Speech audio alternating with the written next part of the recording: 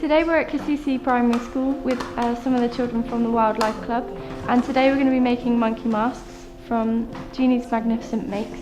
It's really important because when they're at the club they learn about conservation and keeping the environment clean. So the first step is we're going to cut holes in the paper plate for the eyes, and then we're going to cut around so we can get the ears, and then we're going to put the ears on the side of the plate. Next, what we do is we draw a line across here like Sandra's done, and then we're going to cut that out.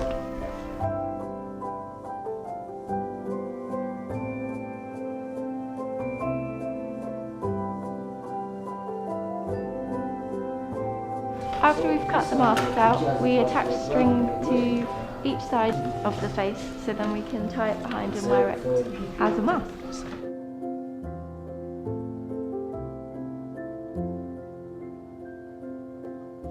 And lastly, we decorate them.